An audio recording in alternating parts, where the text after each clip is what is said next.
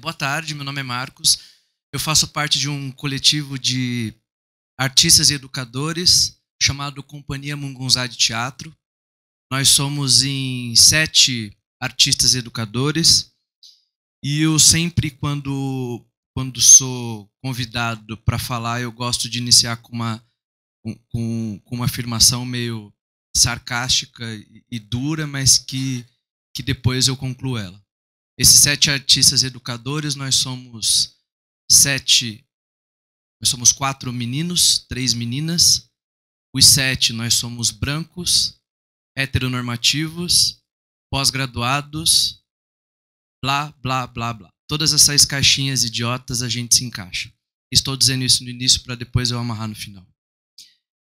A Companhia Mungunzá é uma companhia que está completando agora, no mês de outubro, 10 anos de grupo. Então, a gente tem na nossa trajetória 5 espetáculos cênicos, ou seja, numa média de cada 2 anos a gente faz um espetáculo cênico. E a gente tinha, até 2016, característica de viajar pelo Brasil apresentando nossas obras.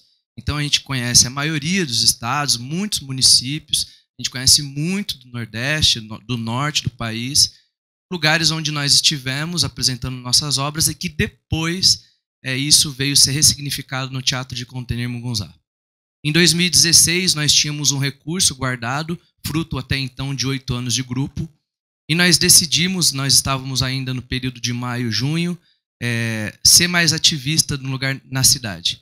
Por que ser mais ativista? Porque nós estávamos passando por um momento super difícil do ponto de vista político, ainda não tinha se dado o golpe de Estado no Brasil, então a gente ainda estava nesse momento super ruim, e já estava se anunciando aqui em São Paulo a saída de um governo minimamente progressista para a entrada de um governo mais conservador, que foi o que aconteceu com a saída do Haddad e com a entrada do Dória. Então, esse cenário fez com que nós nos motivássemos para ser um pouco mais ativista no ponto de vista de arte e educação na cidade de São Paulo. Então, o que nós decidimos fazer? Em 2016, nós resolvemos pegar essa grana que nós tínhamos guardado e propor um teatro para a cidade de São Paulo. Como seria esse teatro para a cidade de São Paulo?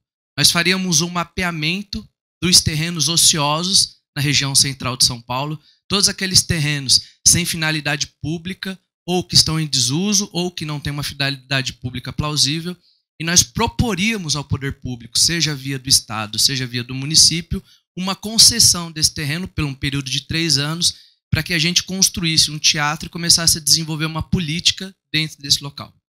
Eu vou fazer uma fala mais pautada do ponto de vista do urbanismo, porque eu acho que vai ser mais interessante para vocês. A gente está trabalhando numa mediação e tudo mais, então é um projeto muito grande, ele tem várias camadas do pensamento, mas eu vou puxar um pouco o fio para essa relação urbanística. Por que fazer um teatro no centro de São Paulo? Essa é uma das perguntas que a gente mais escuta, sendo que o centro de São Paulo é um dos lugares mais bem abastecidos de equipamentos culturais. Por que não fazer um teatro na nossa periferia? E a primeira resposta é, não fazer um teatro na nossa periferia, primeiro porque nós somos moradores do centro de São Paulo. Então esse núcleo de 7 artistas educadores são moradores e têm uma relação afetiva com o centro de São Paulo. Então não nos parecia genuíno propor um centro cultural de uma região que a gente não tem afinidade, ou que a gente não coabita, ou que a gente não mora naquele lugar. Isso acontece muito hoje em dia no plano político, no que a gente chama de política de gabinete, que é o político dentro do seu gabinete dizendo o que tem que acontecer numa região do qual ele não é minimamente sensível a ela, não tem conhecimento nenhum. Então, essa é a primeira resposta de por que está no centro de São Paulo. E segundo, está no centro de São Paulo porque mesmo tendo vários equipamentos culturais no centro de São Paulo, nenhum deles tem como objetivo abarcar a própria relação, a própria população do centro de São Paulo. Então, a gente está falando de uma região periférica no centro, de um país periférico também, e num dos lugares de maior vulnerabilidade social do nosso país. O Teatro de Container está localizado hoje a 2 quadras do que a gente conhece como Cracolândia. Então, os centros culturais que tem ali naquela área, nenhum deles tem como objetivo principal os próprios moradores da região central.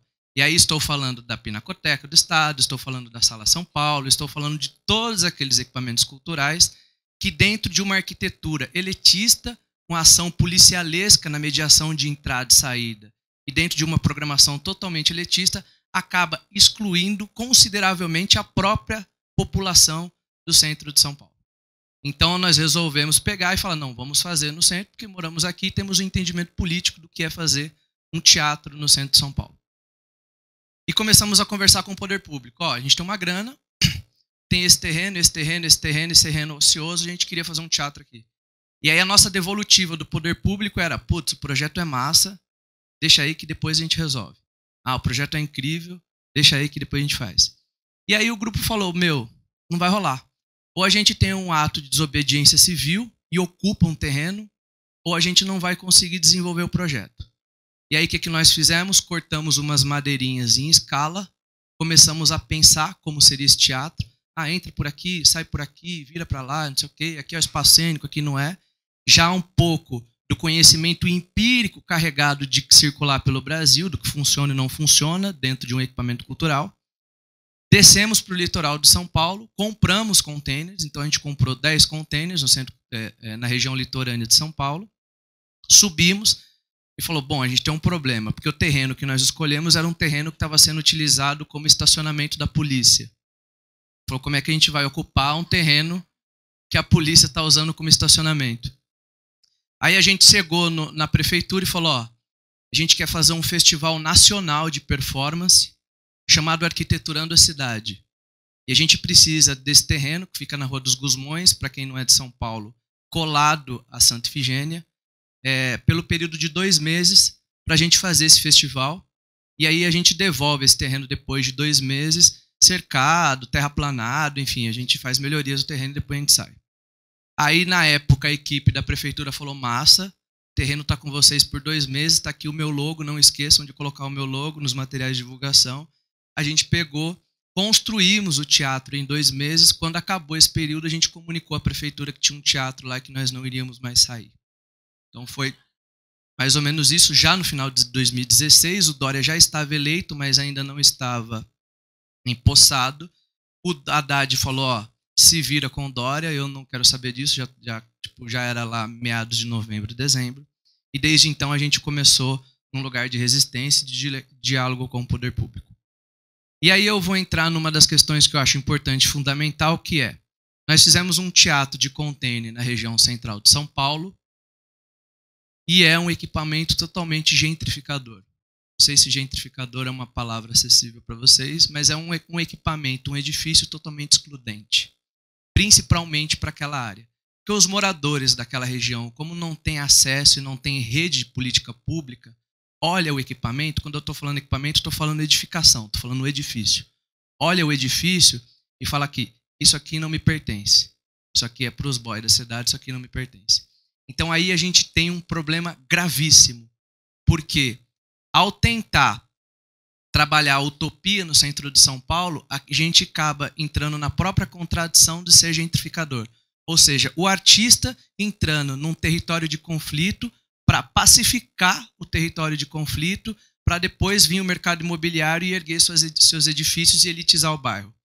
Então isso acontece muito do artista ser ponta de lança da gentrificação. Então como reverter e como ter um entendimento e não ser ponta de lança de gentrificação em territórios de conflito. Então a gente começou a trabalhar já sabendo que a nossa edificação era totalmente excludente para a população daquela área, mas existia, a gente também fez o teatro de container por 3 motivos. Primeiro, com uma arquitetura sustentável. Segundo, que era uma ocupação, então se desse merda, a gente tirava os containers e colocava em outro lugar. E terceiro, também para não machucar o centro de São Paulo com mais uma parede de alvenaria, com mais um prédio, com mais um galpão e tudo mais. E aí também tem uma questão que a gente falou, quanto mais bonitinho ele for aos olhos da nossa burguesia, quanto mais bonitinho ele for aos olhos do nosso poder público, bonitinho entre aspas, porque o que é bonito é regalo da vida para cada um, do ponto de vista estético, mais difícil vai ser a remoção dele. Porque como que a gente tira um equipamento em tese bonito, Como é que a gente tira isso? Não tira, deixa lá, deixa se manter. Então também era um lugar de resistência nosso. E aí, sabendo desse lugar da gentrificação, a gente começou a fazer ações que minimizassem o impacto excludente da obra. E aí eu vou citar algumas para vocês. Primeiro, deixa eu só falar de um tripé que é interessante até para a gente dar o pulo. E aí o que aconteceu que foi bacana? Nós concluímos um ano do Teatro de Container em março de 2018 e nós recebemos aproximadamente 60 mil pessoas em um ano. Só de apresentações teatrais, nós fizemos mais de 250 apresentações teatrais. Então, não estou falando de dança, não estou falando de cinema, estou falando só de teatro. E receber 60 mil pessoas num lugar onde a imprensa bombardeia 24 horas, que é um território violento, aonde é um centro cultural que não habita a memória afetiva das pessoas, ou seja, as pessoas ainda não reconhecem como um centro cultural, e um teatro relativamente simples, 60 mil pessoas é um número bem significativo.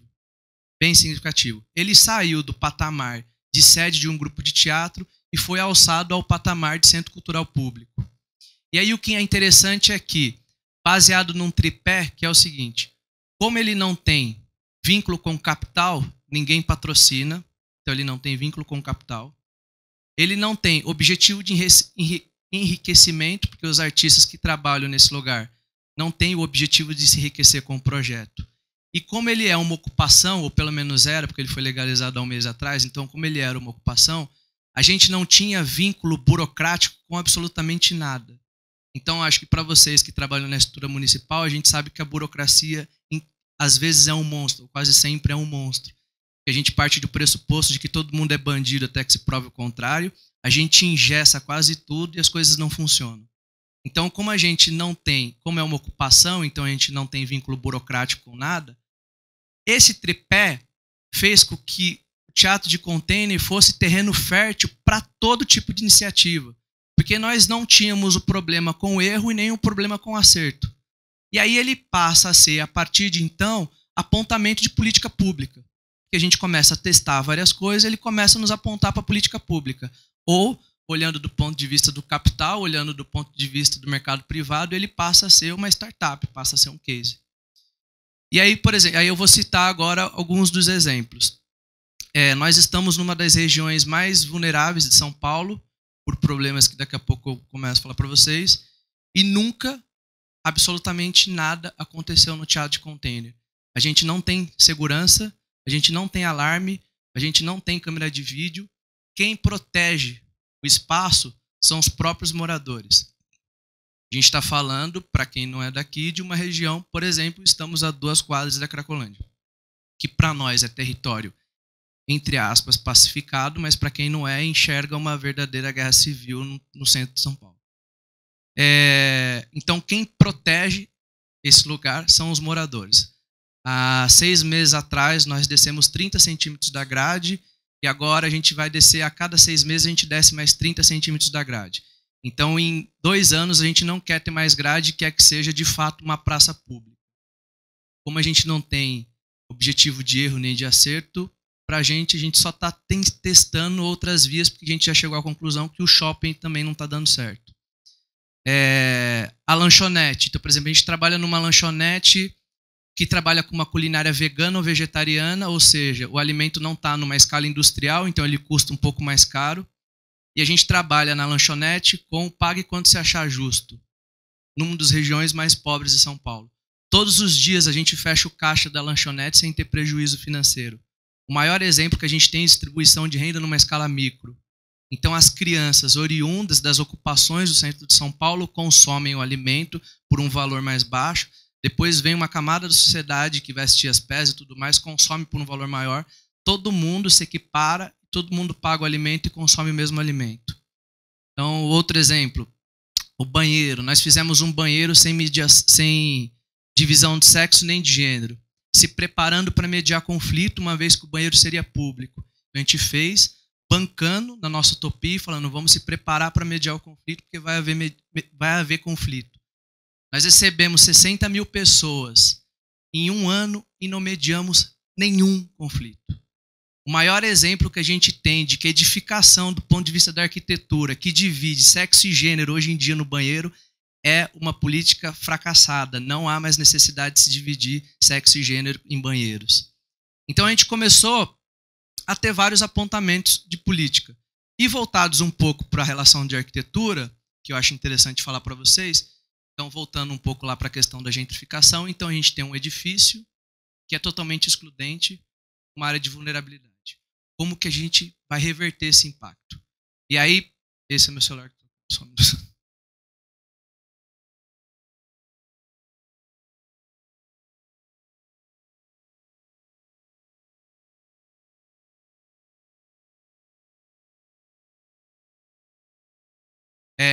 Então, logo que a gente entrou no espaço, a gente fez, do lado do teatro de container, a gente fez uma área, um playground para as crianças. E aí a gente, em coisa de 15 dias, começamos a receber 50 crianças diariamente que começaram a utilizar daquela área para brincadeiras. E aí também, claro, entrando dentro do teatro e brincando dentro do próprio teatro. Porque o que acontece? Assim como os equipamentos culturais não abarcam a população envoltória ao espaço, os equipamentos culturais também não abarcam as crianças envoltórias ao espaço. Então a gente consegue, em 15 dias, começar a ter uma rotatividade de 50 crianças diariamente brincando dentro do teatro, com a única e exclusiva iniciativa de se fazer um playground do lado do teatro. Então essa foi a primeira ação. A segunda ação, nós fizemos em frente a um teatro, um domo geodésico. Para quem não conhece, é uma cúpula redonda, tipo uma oca. E aí nós fizemos esse domo geodésico para receber e para convidar todos os grupos, fóruns ativistas, reuniões de condomínio, tudo a gente começou a convidar e começou a propor que essas reuniões acontecessem dentro desse domo geodésico. Então, numa ação casada, a gente trazia as crianças e os pais ou os ativistas da região central de São Paulo.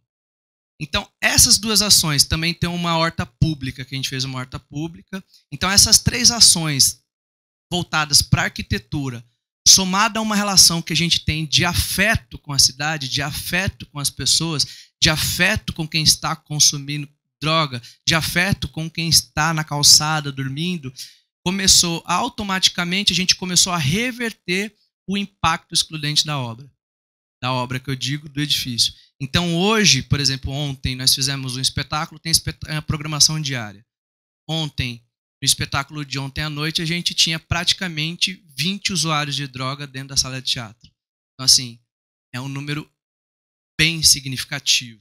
Então, a gente começou, através do afeto, reverter o impacto da exclusão do edifício. Tem outra questão que é super importante, que é, a gente começou a colocar as pessoas para trabalharem, as próprias pessoas do território. Então, quem cuida de todo o espaço, quem cuida da manutenção, quem cuida da limpeza, quem cuida da programação, todas essas pessoas são pessoas que moram no próprio território. E aí é uma relação muito importante, porque elas criam uma relação, uma ponte social com o território. Que querendo ou não, do tipo a cor da minha pele, do tipo o meu óculos na cara, o jeito que eu me posto, automaticamente coloca um muro que divide eu daquela pessoa que está consumindo droga, daquela pessoa que está dormindo na calçada. Por mais que não queiramos esse muro, do tipo, tá posto um paradigma ali, do tipo, eu sou uma pessoa, você é outra, tipo, já está dividido. Então, quando a gente coloca os próprios moradores para trabalharem no teatro de container, a gente começa a ter essas figuras super importantes do ponto de vista da mediação social, que são as pessoas que transitam entre esses mundos e conseguem intercalar entre essas coisas.